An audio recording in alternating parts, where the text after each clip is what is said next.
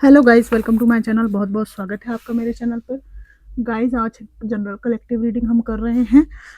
Topic है who keeps evil eye or done black magic और energy on you, sending black magic और energy on you.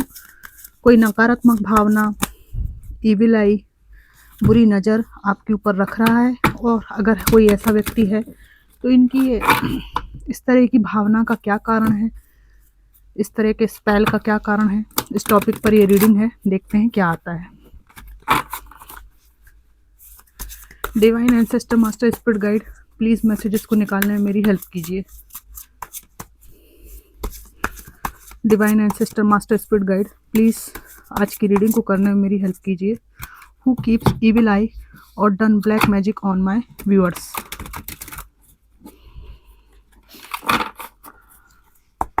Thank you, thank you, thank you divine. Page of wands, night of wands,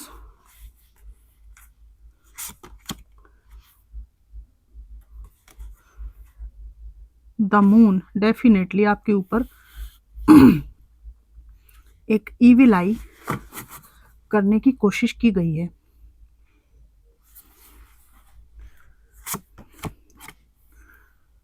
page of swords,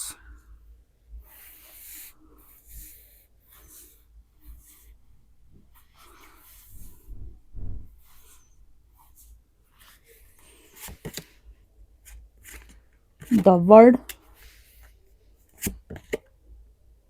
two of swords,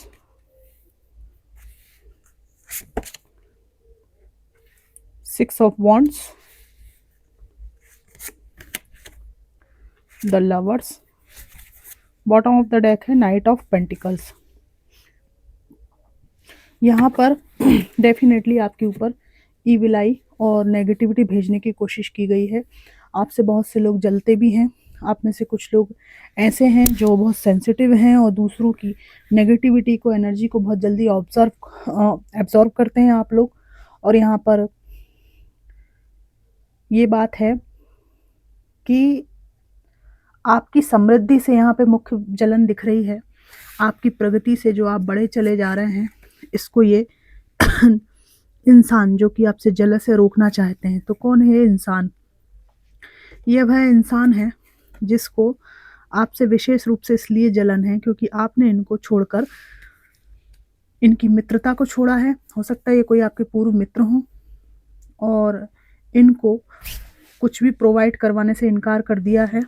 आपने इनकी negativity से, इनकी गलत बातों से सहमति जताना बंद कर दिया है और इसलिए ये आपसे जलस है।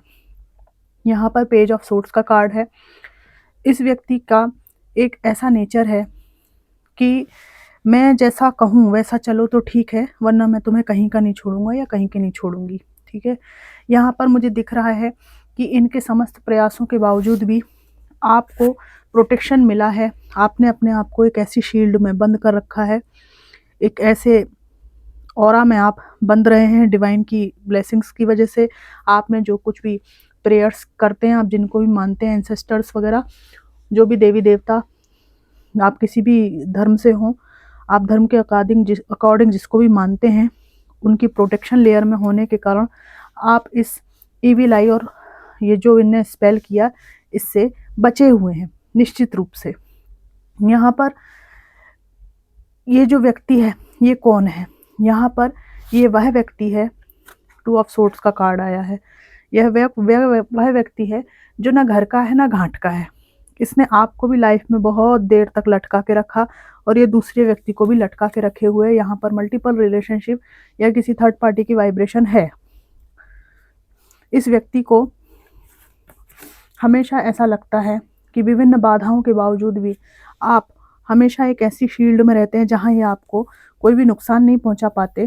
ठीक है, कोई भी बेईमानी और कोई भी धोखा देने के बावजूद भी आप अपने जीवन में हमेशा ही प्रोटेक्टेड रहे हैं। इसलिए इस व्यक्ति की जलन इतनी बड़ी हुई है कि ये आपको मैनिपुलेट नहीं कर पा रहा है।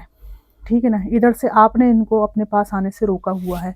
इस व्यक्ति से आपका पूर्व में प्रेम संबंध था, मेल फीमेल ये कोई भी हो सकते हैं, और आज इस व्यक्ति को आपके मूव ऑन हो जाने से बहुत ही ज़्यादा ईर्ष्या है, और इनकी ही ईविल आई आपको हानि पहुंचाने के चक्कर में थी, मतलब इनकी भावना ऐसी थी, पर आप प्रोटेक्टेड थे।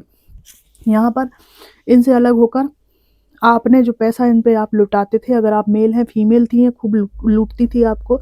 इनकी ईविल आई और इनकी जलन का कारण है कि पैसा आप अपने लिए, अपने बेनिफिट्स के लिए, अपने परिवार के लिए बचा कर रखे हैं और काफ़ी अच्छा कमा रहे हैं, है ना। इनकी बकवास और इनकी जो पैटर्न था आपके साथ, उसमें स्टक होने के कारण आप कुछ भी नहीं कर पा रहे थे फाइनेंशियली।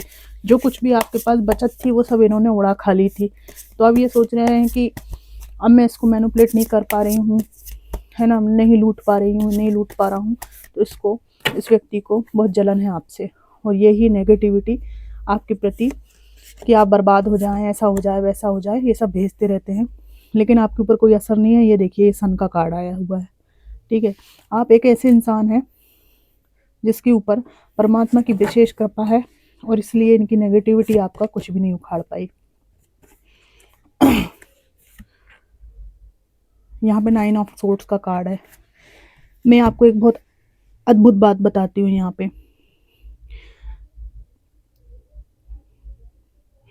इस व्यक्ति ने जो कुछ भी आपके ऊपर भेजा है ना, वो पलट कर इनके ऊपर आया है, और ऐसी इनकी बुरी हालत हुई है, ठीक है। ये बुरे हाल है इनके। ऐसा लगता है कि जैसे जो कुछ भी नकारात्मक भेजा गया, उसकी आग में ये खुद ही झुलस गए हैं, है ना, जब वो रिवर्सल हुआ है। और ये रिवर्सल आपने इंटेंशनली नहीं किया, मतलब आपने प्रेयर, प्रार्थना, प्रोटेक्शन इतना मांगा है डिवाइन से, और इतना इनोसेंट आपका व्यक्तित्व है कि अपने आप डिवाइन ने आपकी सुरक्षा यहाँ पर की है, ऐसा मुझे लग रहा है।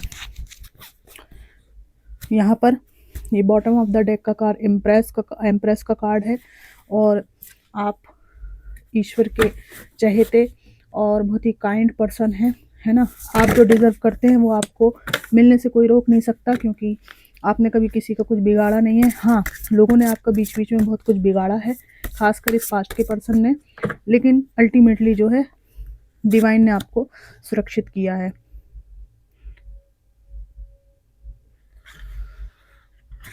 यहाँ पे 4 ऑफ सोर्ड्स का कार्ड है। इस व्यक्ति का जब इसको रिवर्सल मिला है, ठीक है ना, इसकी मरने की इच्छा होती है ना। ये आपका कोई एक प्रमुख शत्रु है जिसको आपके फाइनेंशियल ग्रोथ से बहुत ज़्यादा दिक्कत है। फाइनेंस का यहाँ पर बहुत मामला आ रहा है, कोई ज़मीन जायदाद का मैटर होता है, हो सकता है कोई बात ऐसी हो सकती है कि इसको बहुत रातों की नींद गायब है। यहाँ पर मैं एक बात और बताती हूँ। यहाँ पर ये कार्ड इंट्यूटिवली ये कह रहा है कि यहाँ पर एक पेरेंट है, एक बच्चा है, और ये एक तीसरा व्यक्ति है, ठीक है। इसने विषम परिस्थितियों में अपने जीवन में जिनके प्रति दायित्व बनता था उनको छोड़ के, मतलब ये जो है ना, ये हस्बैंड वाइफ है, ये बच्चा है, इन्होंने जो है धोखा दिया है, इनको अकेला छोड़ा है इनके साथ में, तो आज ये बहुत बुरी हालत में है। पहले आपको, मतलब जिनको छोड़ा गया मेरे व्यूअर्स, उनको ऐसा लगता था कि जीवन समाप्त हो गया है, मैं कहाँ जाऊँगी, क्या करूँगी, जीवन ही ख़त्म करने का मन होता था। लेकिन आज ये व्यक्ति उसका रिवर्सल भुगत रहा है ना। जो भी नेगेटिविटी इन्होंने भेजी उससे आपका तो कुछ नहीं बिगड़ा। यहाँ एम्प्रेस का कार्ड है, सन का कार्ड है, नाइट ऑफ पेंटिकल्स का कार्ड है, पर इनको वो कर्मा भुगतना पड़ रहा है। तो हम ईवल आई और ब्लैक मैजिक पे रीडिंग कर रहे थे, पर यहाँ पर मुझे नहीं लग रहा कि आपके ऊपर उसका कोई असर है। यहाँ पर क्वीन ऑफ सोर्ड्स है, नकारात्मकता आपके पास नहीं पहुँची है, और यहाँ पर आपका एक स्ट्रॉन्ग ऑरा भी मुझे दिख रहा है क्वीन ऑफ सोर्ड्स से, जहाँ पर आप किसी की भी चिकनी चुपड़ी बातों में आते नहीं हैं।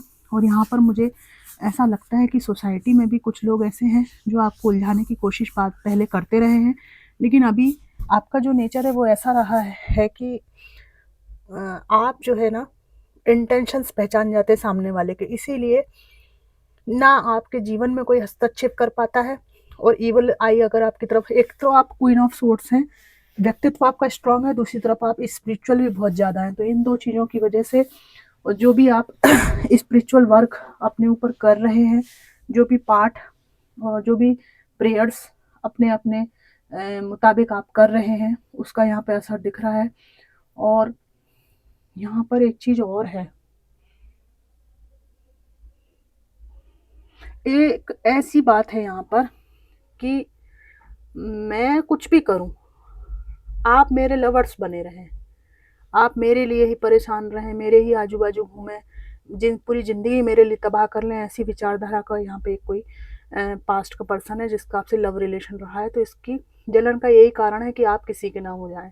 तो ये अपना-अपना जीवन है, इसमें क्या दिक्कत है?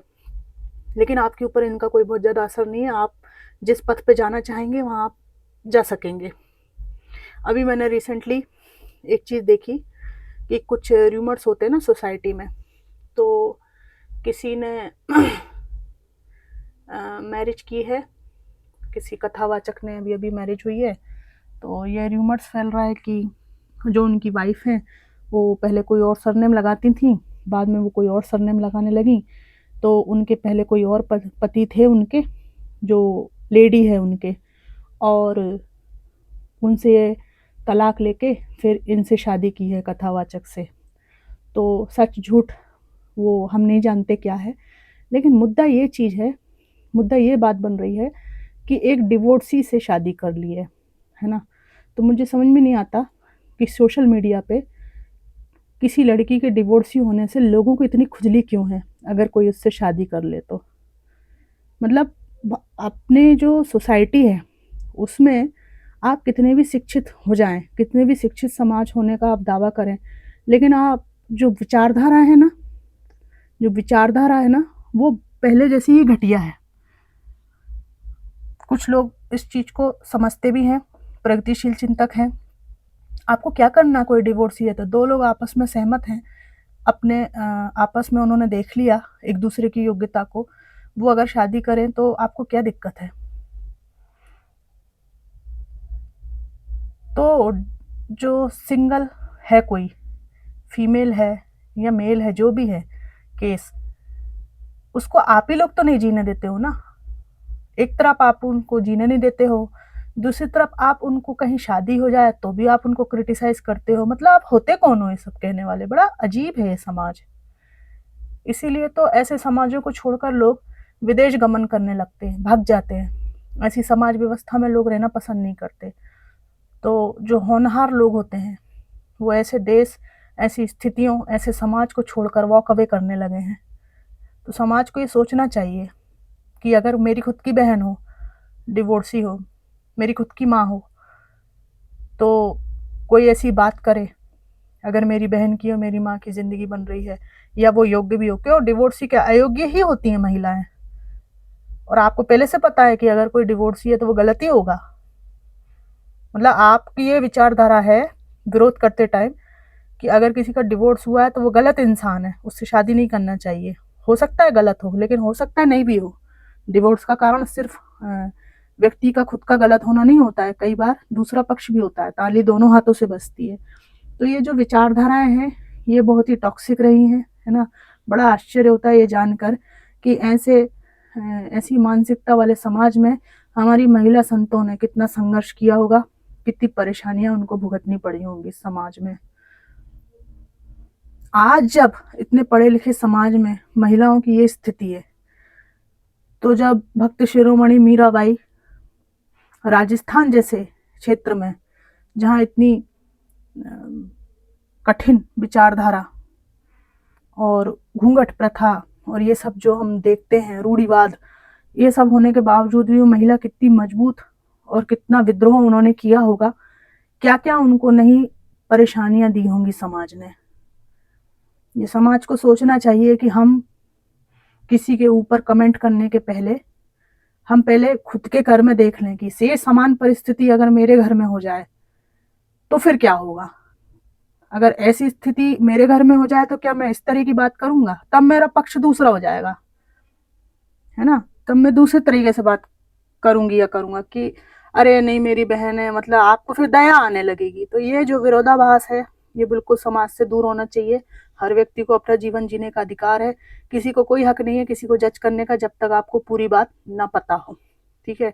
और मैं तो बोलती हूँ अगर कोई व्यक्ति गलत भी है, लेकिन हो सकता है वो पास्ट में गलत हो, उसका एक पॉजिटिव एनर्जी से जुड़ने के बाद उसके जीवन में कुछ परिवर्तन आने वाला हो, और 2 लोग उस परिवर्तन में सहमत हैं करने में, तो समाज कौन होता है बीच में जज करने वाला? जब उस 2 व्यक्तियों का परिवार, है ना, जुड़ना चाहता हो, रिश्तेदार जुड़ना चाहते हो, तो ये समाज किसी के बच्चों को बदनाम करने वाला कि कौन होता है?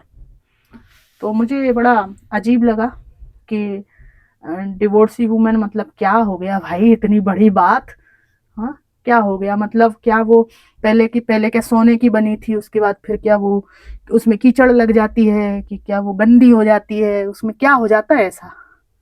एक पेपर पे विवाह विच्छेद हो जाने से क्या क्या हो जाता है? ऐसा क्या पहाड़ टूट जाता है उस व्यक्ति का?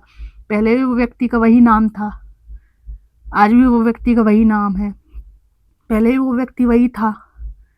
नौकरी लगने के पहले, नौकरी के बाद आप अलग अलग इंसान होते हो क्या? इंसान तो वही रहते हो ना, बचपन में जो थे वही रहते हो ना, बस परिवर्तन होता है आपका थोड़ा सा, बॉडी माइंड और थिंकिंग पैटर्न में थोड़ा सा परिवर्तन होता है। पर हम सोचते हैं किसी का मैरिटल स्टेटस चेंज हो गया मतलब बहुत बड़ा पहाड़ टूट पड़ा। यही हमारे देश में विसंगति है, और यही हमारे देश में कमी है कि हम सिंगल मैन और सिंगल वुमेन को एक अजीब ही दृष्टि से देखते हैं, जैसे वो कुछ अयोग्य हो गया है, बहुत नीचे लेवल पे हो गया है, ठीक है ना। हालांकि उस व्यक्ति को कुछ भी ऐसा महसूस नहीं हो रहा है। ऐसा भी होता है, एक डिवोर्सी को, एक सिंगल पर्सन को, एक विडो को या एक विधुर व्यक्ति को ये कभी भी ज़्यादा फील नहीं होता कि मेरे जीवन में कोई बहुत बड़ा कांड हो गया है, मुझे बहुत बड़ी क्षति हो गई है। ये लोग फील करवाते हैं उसको। ऐसी कोई बड़ी बात कभी किसी के जीवन में घटती नहीं है, ठीक है। बचपन में ही वो पहले अकेला था, मैरिज के पहले, है ना। व्यक्ति स्वयं में काफ़ी मजबूत होता है, ये समाज ही उसको अकेलापन और उसको कमज़ोर फील कराता है, बाकी कोई दिक्कत नहीं है। मुझे इसके पीछे मानसिकता लगती है कि किसी के हो मत, ठीक है, फिर अकेले रहो, ठीक है, और फिर मेरे हो जाओ, मेरे दरवाजे पर आओ मांगने। ये कुछ ऐसी विचारधारा, दूसरे को सता के इंसान सुख की अनुभूति करता है। ये माइंड का एक टॉक्सिक पैटर्न है, ये एक पैशाचिक प्रवृत्ति का एक रूप है। हम मानने से इसको इनकार करते हैं। जिसकी भी ऐसी टॉक्सिक विचारधारा होती है ना, वो जो उसकी मानसिकता है ना, उसी से उसके देवता या राक्षस होने का पहला संकेत मिलता है, उसकी विचारधारा से। तो फ्रेंड्स, आपके ऊपर तो यहाँ पे नेगेटिव एनर्जी का कोई असर मुझे नहीं लग रहा। आप बहुत ही प्रोटेक्टेड शील्ड में रहे हैं, तो इस व्यक्ति को जो भी करना है करे। आपके किसी के हो जाने से इसको विशेष दिक्कत, फाइनेंशियल ग्रोथ से दिक्कत, फीमेल है तो बहुत कुछ आपके साथ इन्होंने लूटपाट करी है पैसे की, मैनिपुलेट करके, और अब वो नहीं कर पा रही। वो देख रही हैं कि आप अच्छा सेविंग कर रहे हैं, अपना पैसा कमा रहे हैं, समझदार हो गए हैं, ठीक है ना, और इनको अपने पास फटकने भी नहीं देंगे। यहाँ पर क्वीन ऑफ सोर्ड्स का कार्ड है, फीमेल के लिए नहीं है, ये सबके लिए है। ये आप तेज तर्राट मेल के रूप में परिवर्तित हो गए हों, मोस्टली ये पॉसिबिलिटी है यहाँ पर। और आपने सीधी सीधी बात करना शुरू कर दिया है, आपने इनको दाना डालना बंद कर दिया, सीधी सी बात यहाँ पर ये है। तो फ्रेंड्स, इसका मुझे कोई असर आपके ऊपर नहीं दिखा। ये थी एक general collective reading, who keeps evil eye or done black magic on you. Society के कुछ लोग यहाँ पर हैं, लेकिन वो बहुत कम हैं। मुझे तो ये पर्सन ही दिख रहे हैं जो खुन्नस खाए हुए हैं आपसे, क्योंकि आप इनके चंगुल से छूट गए हैं। ये चाहते थे कि आप हमेशा इनके एक मजनू या लैला बने रहें, ये घूमते रहें छुट्टे, और आप इनके पीछे घूमते रहें, लेकिन ये आपने करने से इनकार कर दिया। इसलिए इनकी बुरी नज़र और आप तबाही की तरह रास्ते पे चले जाएं, ऐसी बात इनके मन में आती है। लेकिन ऐसा कुछ हुआ करा है भी नहीं, कुछ घंटा नहीं बिगड़ा है आपका। तो खुश रहिए, मस्त रहिए, है ना, और ठंड से अपने आप को बचाते रहिए। परिवार के सभी लोगों का ध्यान रखिए। Thanks for watching.